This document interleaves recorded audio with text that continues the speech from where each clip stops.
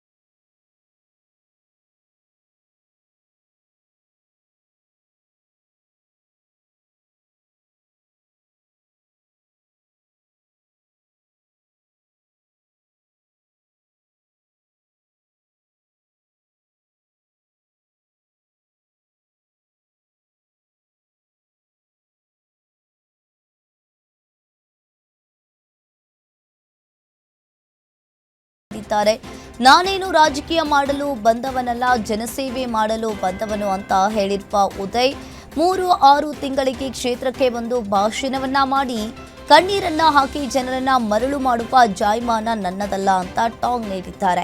ಶಾಸಕನಾಗಿ ಕೇವಲ 3 ವರ್ಷ ಕಳೆದಿದ್ದು ಮದ್ದೂರು ತಾಲೂಕಿನ ಅಭಿವೃದ್ಧಿಗಾಗಿ ಹಗಲು ರಾತ್ರಿ ಎನ್ನದೇ ಪ್ರಾಮಾಣಿಕವಾಗಿ ಕೆಲಸವನ್ನ ಮಾಡ್ತಾ ಇದ್ದೇನೆ ಅಂತ ಹೇಳಿದ್ದಾರೆ. ತಾಲೂಕಿನ ಕ್ರೀಡಾಂಗಣದಲ್ಲಿ ಸಾರ್ವಜನಿಕ ಚರ್ಚೆ ನಡೆಸಿ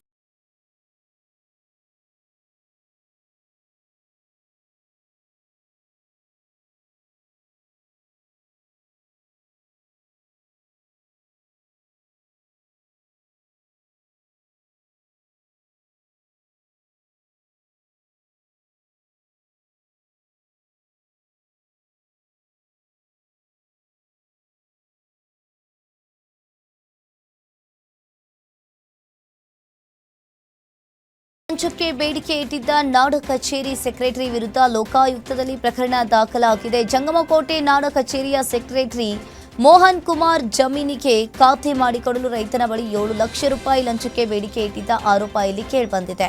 ಮುಂಗಡವಾಗಿ 3 ಲಕ್ಷ ರೂಪಾಯಿ ನೀಡುವಂತೆ ಒತ್ತಾಯಿಸಿದ್ದ ಅಂತ ಹೇಳಲಾಗಿದೆ. ಇದಕ್ಕೆ ಸಂಬಂಧಪಟ್ಟಂತೆ ರೈತ ಪೈರೇಗೌಡ ನೀಡಿದ ದೂರಿನ ಆಧಾರದ ಮೇಲೆ ಚಿಕ್ಕಬಳ್ಳಾಪುರ ಲೋಕಾಯುಕ್ತ ಪೊಲೀಸ್ ಠಾಣೆಯಲ್ಲಿ ಪ್ರಕರಣ ದಾಖಲಾಗಿದೆ.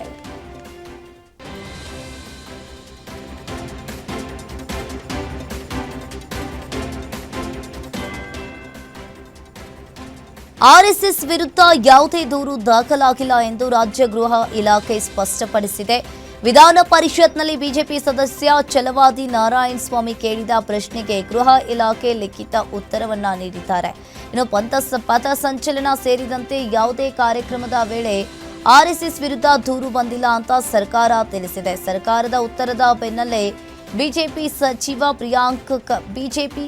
ಪ್ರಿಯಾಂಕ್ ಖರ್ಗೆ ವಿರುದ್ಧ ವಾಗ್ದಾಳಿಯನ್ನ ನಡೆಸಿದೆ.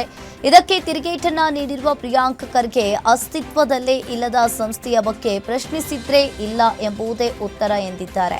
ನೋಂದಣಿ ಇಲ್ಲದಿದ್ದರೆ ಕಾನೂನುಬದ್ಧ ಅಸ್ತಿತ್ವ ಇರೋದಿಲ್ಲ.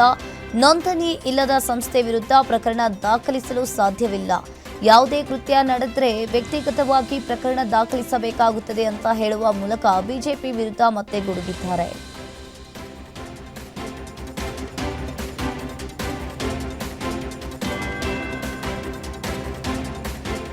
ದಾವಣಗೆರೆಯಲ್ಲಿ ಅಡಿಕೆ ಬೆಳೆಗಾರರ ಹಿತ ಕಾಪಾಡುವ ಉದ್ದೇಶದಿಂದ ಬಿಜೆಪಿ ವತಿಯಿಂದ ಪಾದಯಾತ್ರೆ ನಡೆಸಲಾಗಿದೆ.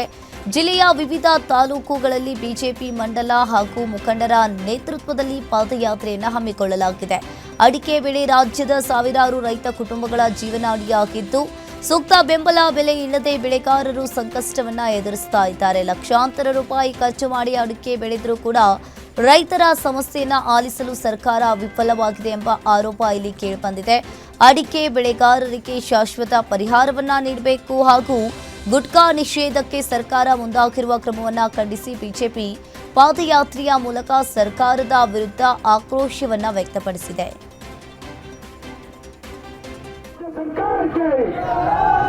ಜನಗಳನ್ನು ತುಂಬಿಸಿದ ರಾಜ್ಯ ಸರ್ಕಾರಕ್ಕೆ ಇಲ್ಲ ನಿಮ್ಮನ್ನೆಲ್ಲ ಅಭಿನಂದನೆ ಮಾಡ್ತೀವಿ ನಾವು.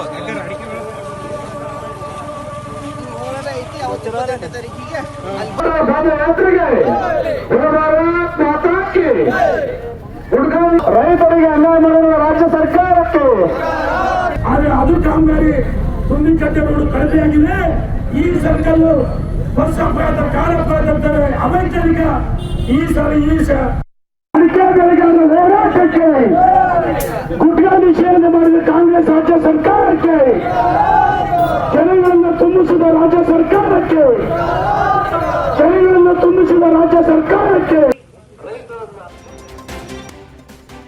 ಬೆಣ್ಣಿನಗರಿ ರೈತರಿಗೆ ಗಾಯದ ಮೇಲೆ ಬರೆ ಎಳೆದಂತಾಗಿದೆ ಅಂತ ಹರಿಹರ ಶಾಸಕ ಬಿಪಿ ಹರೀಶ್ ಸರ್ಕಾರದ ವಿರುದ್ಧ ಆಕ್ರೋಶವನ್ನ ವ್ಯಕ್ತಪಡಿಸಿದ್ದಾರೆ. ಭದ್ರಾ ಡ್ಯಾಂನಿಂದ ಅಚ್ಚುಕಟ್ಟು ಭಾಗದ ರೈತರಿಗೆ ನೀರು ಬಿಡುವಂತೆ ಒತ್ತಾಯಿಸಿದ್ರು.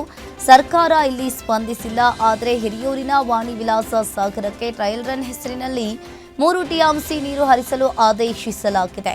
ಉಪಚುನಾವಣೆ ಗೆಲ್ಲಲು ಸರ್ಕಾರ ಕುತಂತ್ರವನ್ನ ನಡೆಸ್ತಾ ಇದೆ ಅಂತ ಶಾಸಕ ಹರೀಶ್ ಆರೋಪಿಸಿದ್ದಾರೆ.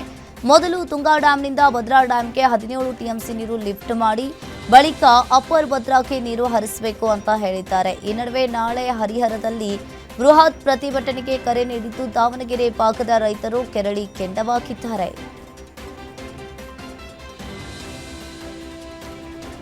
ಬೆಳಗಾವಿ ಜಿಲ್ಲೆಯ ಯಮಕನಮರಡಿ ಪೊಲೀಸರು ಆಡು ಕಳ್ಳತನ ಮಾಡ್ತಾ ಇದ್ದ 2 ಆರೋಪಿಗಳನ್ನು ಬಂಧಿಸಿದ್ದಾರೆ. ಗೋಕಾಕ್ ತಾಲೂಕಿನ ಲಕ್ಷ್ಮಣ್ ಕನವರಗಿ ಹಾಗೂ ಹುಕ್ಕೇರಿ ತಾಲೂಕಿನ ಸಿದ್ದಪ್ಪ ನಾಯ್ಕ್ ಬಂಧಿತ ಆರೋಪಿಗಳಾಗಿದ್ದಾರೆ. ಗೋಕಾಕ್ ಹುಕ್ಕೇರಿ ತಾಲೂಕಿನ ಹೊಸೂರು ಅರ್ಜುನ್ವಾಡ್ ಹಾಗೂ ಅಂಕಲಗಿ ಗ್ರಾಮಗಳಲ್ಲಿ ರೈತರು ಸಾಕಿದ್ದ ಆಡುಗಳನ್ನು ಕಳ್ಳತನವನ್ನ ಮಾಡ್ತಾ ಇದ್ರು ಅಂತ ಹೇಳಲಾಗಿದೆ. ಇನ್ನು ಆರೋಪಿಗಳಿಂದ ಸುಮಾರು 1.5 ಲಕ್ಷ ರೂಪಾಯಿ ಮೌಲ್ಯದ 7 ಆಡುಗಳು ಹಾಗೂ ಕಳ್ಳತನಕ್ಕೆ ಬಳಸಿದ್ದ ಕಾರನ್ನ ಪೊಲೀಸರು ಜಪ್ತಿ ಮಾಡಿದ್ದಾರೆ. ಈ ಕುರಿತು ಯಮಕನಮರಡಿ ಪೊಲೀಸ್ ಠಾಣಾ ವ್ಯಾಪ್ತಿಯಲ್ಲಿ ಪ್ರಕರಣ ದಾಖಲಾಗಿದ್ದು, ಪೊಲೀಸರು ಮುಂದಿನ ತನಿಖೆಯನ್ನ ಕೈಗೊಂಡಿದ್ದಾರೆ.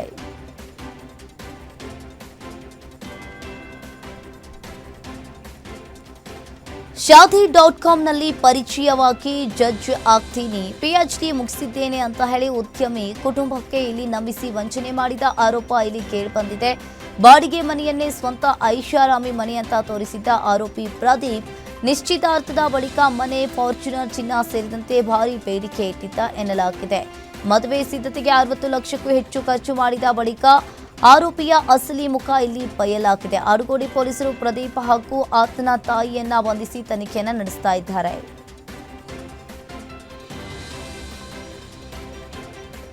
ಎಲೆಕ್ಟ್ರಾನಿಕ್ ಸಿಟಿ ಟೋಲ್ ಸಮೀಪ ಟ್ರಕ್ ಡಿಕ್ಕಿಯಾಗಿ ಬೈಕ್ ಸವಾರ ಸ್ಥಳದಲ್ಲಿಯೇ ದುರ್ಮರಣವನ್ನ ಹೊಂದಿದ್ದಾರೆ. ಬಿಹಾರ್ ಮೂಲದ 45 ವರ್ಷದ ಬಾಬೂಜಿ ಮಿಯಾ ಮೃತ ದುರ್ದೈವಿ. ಗಾರೆ ಕೆಲಸ ಮಾಡಿಕೊಂಡು ಜೀವನವನ್ನ ಸಾಗಿಸುತ್ತಿದ್ದ ಬಾಬೂಜಿ ಮಿಯಾ ಉತ್ತರಹಳ್ಳಿಯಿಂದ ಸರ್ಜಾಪುರ ಕಡೆಗೆ ಬೈಕ್ನಲ್ಲಿ ತೆರಳುತ್ತಾ ಇದ್ರು. ಇದೇ ವೇಳೆ ವೇಗವಾಗಿ ಬಂದ ಟ್ರಕ್ ಬೈಕ್ಗೆ ಡಿಕ್ಕಿ ಹೊಡೆದಿದೆ. ಡಿಕ್ಕಿಯ ರಭಸಕ್ಕೆ ಕೆಳಗೆ ಬಿದ್ದ ಬಾಬೂಜಿ ಮಿಯಾ ಅವರ ತಲೆಯ ಮೇಲೆ ಟ್ರಕ್ ಹರಿದಿದ್ದು, ತಲೆ ನಜ್ಜುಗುಜ್ಜಾಗಿದೆ. ಈ ಘಟನೆಯ ಬಳಿಕ ಟ್ರಕ್ ಸಮೇತ ಚಾಲಕ ಪರಾರಿಯಾಗಿದ್ದಾನೆ. ಸ್ಥಳಕ್ಕೆ ಎಲೆಕ್ಟ್ರಾನಿಕ್ ಸಿಟಿ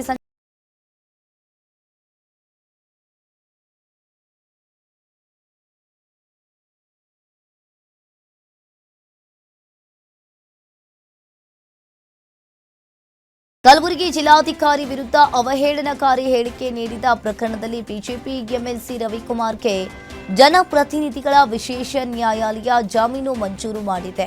ನ್ಯಾಯಾಲಯಕ್ಕೆ ಹಾಜರಾಗಿ ರವಿಕುಮಾರ್ ಜಾಮೀನು ಪಡೆದುಕೊಂಡಿದ್ದಾರೆ. ಇನ್ಮುಂದೆ ಯಾವುದೇ ರೀತಿಯ ದ್ವೇಷ ಭಾಷಣ ಅಥವಾ ಅವಹೇಳನಕಾರಿ ಟೀಕೆ ಮಾಡದಂತೆ ನ್ಯಾಯಾಲಯ ಎಚ್ಚರಿಕೆಯನ್ನ ನೀಡಿದೆ. 1 ಲಕ್ಷ ರೂಪಾಯಿ ವೈಯಕ್ತಿಕ ಬಾಂಡ್ ಹಾಗೂ 10,000 ರೂಪಾಯಿ ಶ್ಯೂರಿಟಿ ಆಧಾರದ ಮೇಲೆ ಜಾಮೀನು ಮಂಜೂರು ಮಾಡಲಾಗಿದೆ. ಇದೇ ವೇಳೆ ನ್ಯಾಯಾಲಯಕ್ಕೆ ಗೈರು ಹಾಜರಾಗಿದ್ದ ಹಿನ್ನೆಲೆಯಲ್ಲಿ ರವಿಕುಮಾರ್ ಅವರಿಗೆ 500 ರೂಪಾಯಿ ದಂಡವನ್ನ ವಿಧಿಸಲಾಗಿದೆ.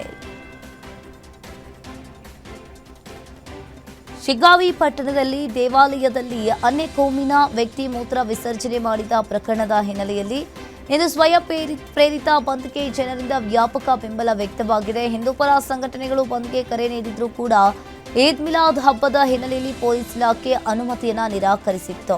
ಆದರೂ ಕೂಡ ವ್ಯಾಪಾರಸ್ಥರು ಅಂಗಡಿ ಮುಂಗಟ್ಟುಗಳನ್ನು ಮುಚ್ಚಿ ಬಂದ್ಗೆ ಬೆಂಬಲ ನೀಡಿದ್ರು. ಪಟ್ಟಣದ ಪ್ರಮುಖ 7 ಸರ್ಕಲ್ಗಳು ಬಹುತೇಕವಾಗಿ ಬಂದ್ ಆಗಿದ್ದು ಆಟೋ ಸೇರಿದಂತೆ ವಾಹನ ಸಂಚಾರವೂ ಕಡಿಮೆಯಾಗಿತ್ತು. 5 ದಿನಗಳ ಹಿಂದೆ ಹಾನ್ಗಲ್ ಮೂಲದ ಮೊಹಮ್ಮದ್ ಎಂಬಾತ ಆಂಜನೇಯ ದೇವಾಲಯದಲ್ಲಿ ಮೂತ್ರ ವಿಸರ್ಜನೆ ಮಾಡಿದ್ದಾನೆ ಎಂಬ ಆರೋಪ ಪ್ರಕರಣಕ್ಕೆ ವ್ಯಾಪಕವಾಗಿ ಆಕ್ರೋಶ ವ್ಯಕ್ತವಾಗಿತ್ತು.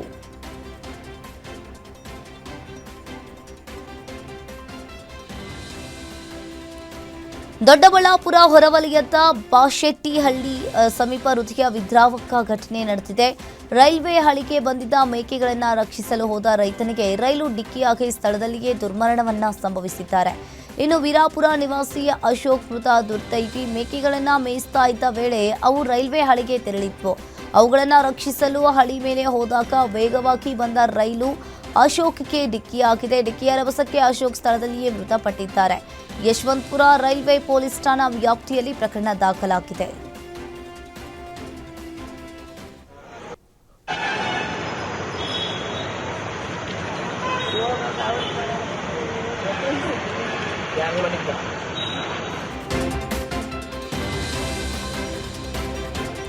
ದೇವನಹಳ್ಳಿ ಪೊಲೀಸ್ ಠಾಣಾ ವ್ಯಾಪ್ತಿಯಲ್ಲಿ ರಾತ್ರಿ ವೇಳೆಗೆ ರಾಬರಿ ಪ್ರಕರಣಗಳು ಹೆಚ್ಚಾಗ್ತಾ ಇರುವ ಆತಂಕದ ನಡುವೆ ರಾಬರಿಗೆ ಹೊಂಚು ಹಾಕಿದ್ದ ಕಳ್ಳರ ಪ್ಲಾನ್ ಭೀಕರ ಅಪಘಾತಕ್ಕೆ ಕಾರಣವಾಗಿದೆ. ದೇವನಹಳ್ಳಿ ಹೊರವಲಯದ ಬೈಚಾಪುರ ಗ್ರಾಮದ ಸಮೀಪ ಬ್ರಿಗೇಡ್ ಗೇಟ್ ಬಳಿ ತಡರಾತ್ರಿ ಘಟನೆ ನಡೆದಿದೆ. ದ್ವಿಚಕ್ರ ವಾಹನಗಳನ್ನು ಅಡ್ಡಗಟ್ಟಿ ಮೊಬೈಲ್ ಮತ್ತು ಹಣ ದೋಚಲು 2 ಕಳ್ಳರು ಹೊಂಚು ಹಾಕಿದ್ರು. ಇದೇ ವೇಳೆ ಬೈಕ್ಗೆ ಅಡ್ಡ ಬಂದ ಕಳ್ಳನಿಗೆ ಬೈಕ್ ಸವಾರ ಡಿಕ್ಕಿ ಹೊಡೆದಿತ್ತು. ಕಳ್ಳ ಮತ್ತು ಬೈಕ್ ಸವಾರರು ರಸ್ತೆಗೆ ಬಿದ್ದ ದೃಶ್ಯ ಸಿಸಿಟಿವಿಯಲ್ಲಿ ಸೆರೆಯಾಗಿದೆ. ಮತ್ತೊಬ್ಬ ಕಳ್ಳ ಹಲ್ಲೆಯನ್ನ ನಡೆಸಿ ಪರಾರಿಯಾಗಿದ್ದು ಆರೋಪಿಗಳನ್ನ ಬಂಧಿಸುವಂತೆ ಸ್ಥಳೀಯರು ಪೊಲೀಸರಿಗೆ ಆಗ್ರಹಿಸಿದ್ದಾರೆ.